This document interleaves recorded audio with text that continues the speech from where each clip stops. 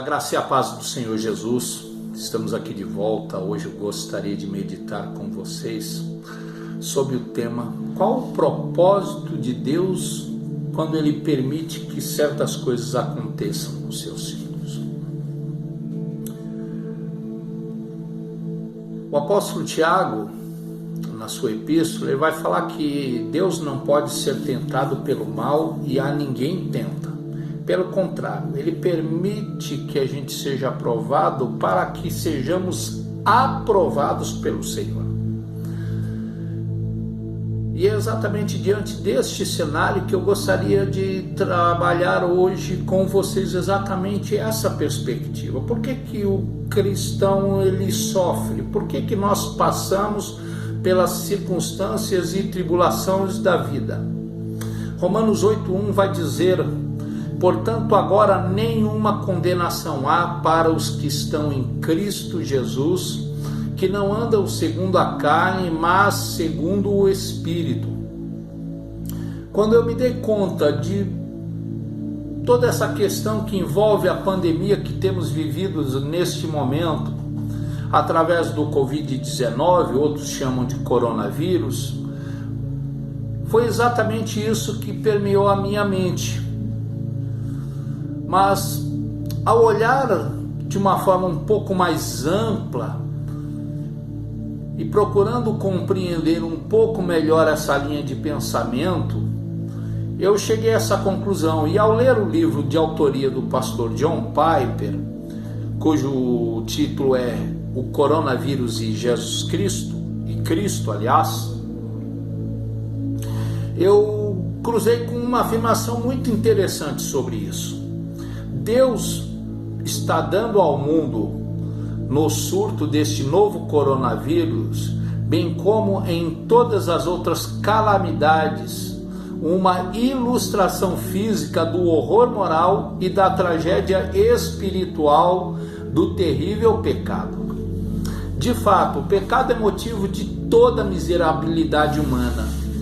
Tudo começou lá no Éden, quando infelizmente o pecado entrou, corrompendo tudo que de mais lindo o Senhor construiu.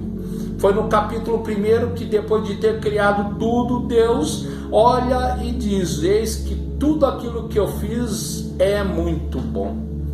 E foi aí que Deus criou o homem e a partir deste a mulher, para estabelecer as regras para que este caminhasse debaixo de um relacionamento de obediência para com o Senhor. Só que isso não aconteceu. Pelo contrário, o homem optou pela desobediência, se afastando da presença do Senhor. E lá no capítulo 3 a gente vai encontrar o relato disso. Deus olha para Adão e pergunta: e aí, Adão, tomaste do fruto da árvore que eu disse que era para você não tomar? Primeira coisa, a fuga. Ah, Senhor, foi a mulher que tu me deste. Aí Deus olha para a mulher e pergunta: por que fizeste isso? Ah, Senhor, foi a serpente que me enganou.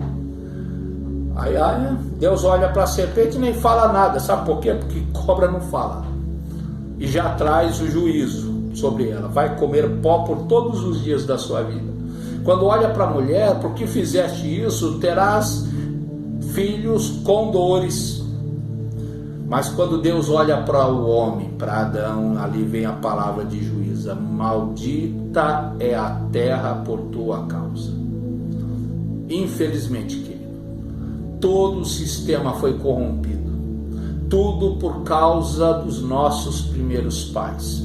E Paulo vai falar em Romanos 5:12 exatamente corroborando isso.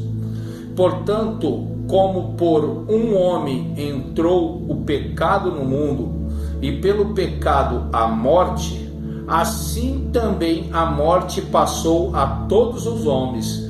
Por isso, todos pecaram. Sim, queridos, todos pecaram e estão separados da glória de Deus, é o que a Bíblia também afirma. O mundo está quebrado desde então. Toda a sua beleza está entrelaçada com o mal, com desastres, com doenças, com frustrações.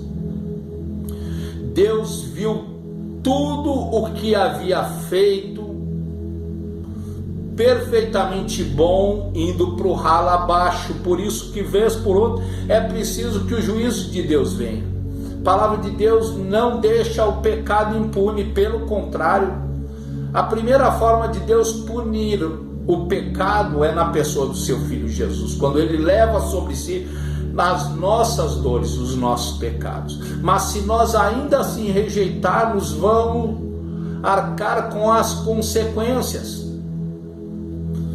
E é exatamente diante deste fato que eu quero refletir um pouco mais com você. O pecado, ou melhor, a Bíblia não vê essa situação tão sinistra de forma simplesmente material. Pelo contrário, ela olha para a esfera espiritual, porque é lá que essas coisas acontecem. Todo o domínio e o exercício da parte de Satanás de controlar esse sistema, infelizmente, vez por outra, vai provocar uma reação da parte de Deus. Vamos ver isso em Romanos 8, versículos de 20 a 22, que diz: Pois a criação está sujeita à vaidade, não por sua própria vontade, mas por causa daquele que a sujeitou, na esperança de que a própria criação será liberta do cativeiro da corrupção para a liberdade da glória dos filhos de Deus, porque sabemos que toda a criação a um só tempo geme e suporta as angústias até agora. Vemos três afirmações aqui interessantes para refletirmos. Primeiro, pois a criação está sujeita à vaidade. O que é vaidade, queridos?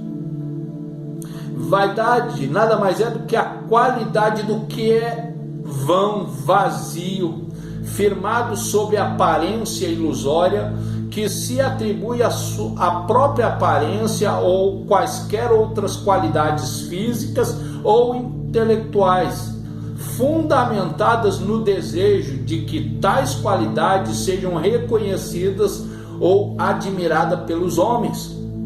Infelizmente, a vaidade nos leva a querer fazer coisas com uma única motivação: aparecer. Infelizmente, foi isso que levou Satanás à queda e, consequentemente, ao pecado entrar no universo. E depois é este mesmo Satanás, deposto da sua condição, que vem e estabelece a sua rebelião na terra, junto à criação primaz do Senhor, que somos nós, seres humanos. A vaidade, ela corrompe. Por quê? Porque leva o homem a querer aparecer. E no final das contas, nós sabemos que quem tem que aparecer é Jesus Cristo e não nós. O segundo aspecto mostrado ali tem a ver com o cativeiro da corrupção, a prisão que é proposta a partir do pecado. O pecado nos prende à realidade física e material desta conjuntura. Infelizmente, o pecado nos prende, mas a Bíblia diz que Jesus veio para desfazer as obras de Satanás. Ele veio para nos livrar do cativeiro. A prisão que o pecado concebe leva Deus a propor algo muito maior, mais poderoso e melhor para nós. A viva esperança de um dia estarmos livres de todo esse mal. E é por esse motivo, por causa da consequência do pecado, que infelizmente a natureza geme. O gemido representa o sofrimento que faz parte da realidade destrutiva do pecado enquanto estamos aqui. Estas são imagens da devastação que o pecado proporcionou na geração humana. Infelizmente, toda a miséria global resulta disso. Por isso que a criação está sujeita à vaidade, por causa daquele que a sujeitou na esperança. O propósito de Deus para nós, queridos, tem a ver exatamente com a purificação. Como assim, Gilberto? A própria criação será liberta do cativeiro da corrupção. Quando Jesus voltar para estabelecer o seu reino milenar sobre a terra. Em meio a toda essa desgraça da morte proposta, Deus tem um plano deslumbrante para a sua nova criação, onde Ele enxugará dos nossos olhos toda lágrima. Está escrito lá em Apocalipse 21:4. Mas por enquanto estamos todos sujeitos a essa triste realidade neste tempo. Ele submeteu o mundo à morte, à tragédia e à miséria, visando exatamente, primeiro, trazer as pessoas para Ele, para que as pessoas reflitam sobre a sua realidade espiritual, que, como Paulo fala, estávamos nós mortos em nossos delitos e pecados, e Ele veio e nos deu vida. O pecado nos leva a refletir sobre a nossa miserabilidade. Sim, até os próprios filhos de Deus, os cristãos, são atingidos por tragédias naturais. Cristãos morrem na mão de terroristas, eles são mortos em tragédias, com doenças não curáveis. Todos nós um dia vamos deixar essa existência e, portanto, precisamos refletir. Os cristãos vão pegar coronavírus também. Mas, queridos, precisamos saber que tudo isso visa exatamente desenvolver em nós um caráter aprovado. Que possamos realmente acordar em meio a este pesadelo e nos aproximarmos de Deus. Quero desafiá-la a buscar mais da presença do Senhor. Quantas mensagens têm exatamente nos exortado para isso, para que a gente se volte para o Senhor. Então, eu quero concluir do jeito que eu terminei. Se estamos em Cristo, nenhuma condenação há para aqueles que estão em Cristo Jesus, que não vive mais segundo a carne, mas vive segundo o Espírito. Que o Espírito acrescente ao teu coração, meu querido, esta palavra, em nome de Jesus. Amém? Vamos orar? Pai amado, obrigado, Senhor, por essa breve meditação. Que o Senhor complete no coração dos teus filhos aquilo que o Senhor realmente deseja, realmente falar com eles ainda mais. Que assim como o Senhor falou de forma singular e especial ao meu coração, que o teu Espírito possa fluir de forma assim a nos convencer dia a dia do nosso pecado, para que por intermédio da obra que Ele está desenvolvendo em nós, o fruto do teu Espírito, para que a gente possa ter todas aquelas qualidades: amor, alegria, paz, longanimidade, benignidade, bondade, fidelidade, domínio próprio e temperança. Pai, que em nome de Jesus o Senhor venha manifestar-se com poder na vida dos seus filhos, para que então, a partir deles, possam vir uma palavra de esperança da parte do Senhor. Esta é a minha oração, confiado no nome de Jesus. Amém. Que Deus te abençoe, querido. Um ótimo dia para você. Essa live vai ser gravada, produzida na parte da manhã. Que você tenha um dia abençoado na presença do Senhor. Não olhe para os lados, olhe para Jesus, o autor e consumador da nossa fé, aquele que nos justifica. Amém? Um forte abraço.